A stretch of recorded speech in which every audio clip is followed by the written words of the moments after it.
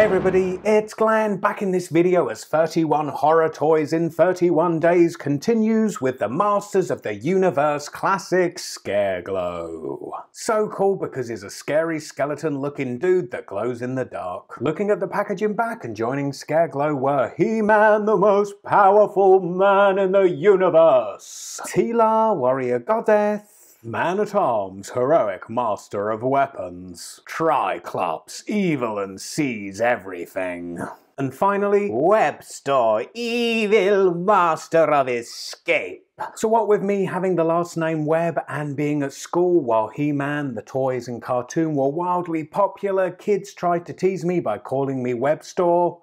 I embraced it. Yes, I'm an evil arachnid warrior while you, John Jones, you're just boring. Back to Scareglow, and here's the bio from his card back. Pause now to read that at your own leisure, but I advise you don't, as they have a way of demystifying the characters in the way that only bad fan fiction can. Now, the original Scareglow, seen on the left of the screen here, is one of a handful of Masters of the Universe figures I never had. It was released in 1987 at the very tail end of the line. By then, interest had waned, which probably explains me not having him. So now he remains one of the more collectible ones, what were being produced in lower numbers owing to declining demand.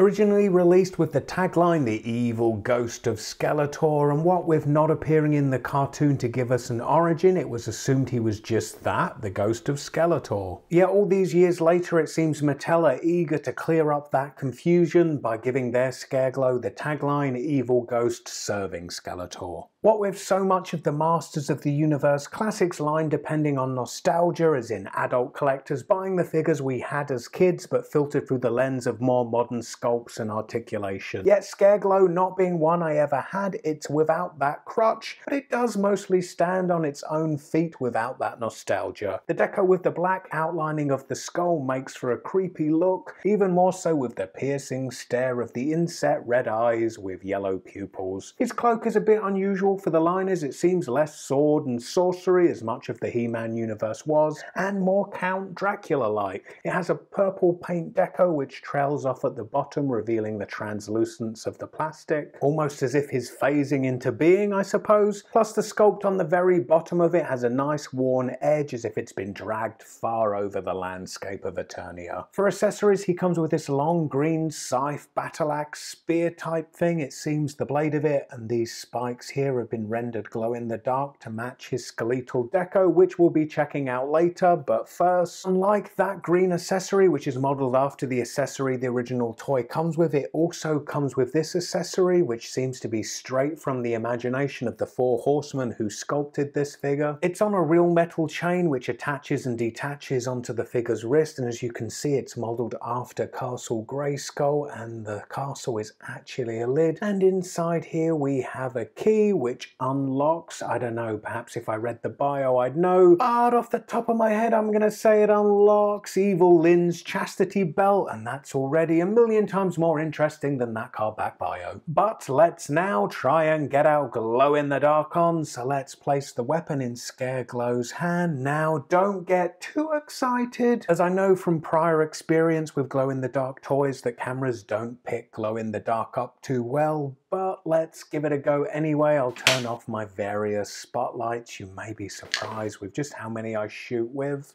That leaves just one more, drum roll. Believe me, it is glowing in the dark. I can see it with my eyes, but through the camera lens, not at all. Actually, let me adjust the exposure. Maybe that will make a difference. Ooh, spooky. There you go. Now I'm going to turn my lamps back on, and with the exposure set this high, the screen's going to become brighter than staring at the sun.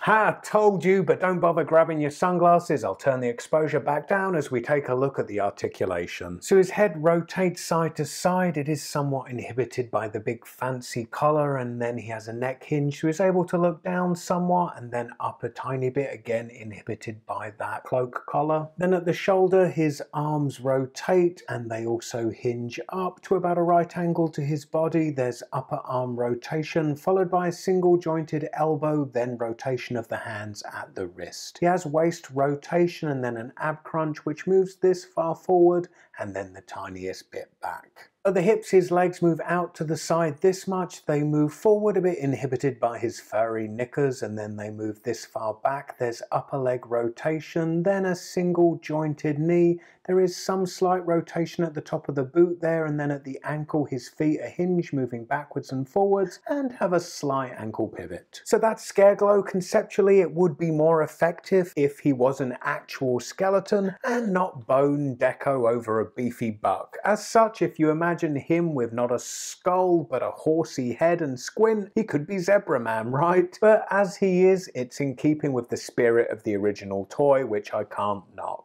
Yeah, click this video if skeletons are the kind of bump in the night that you like for my look at the Hellboy Graveyard skeleton, and stay tuned for much more to come in 31 horror toys in 31 days, and I hope to see you next time. Bye.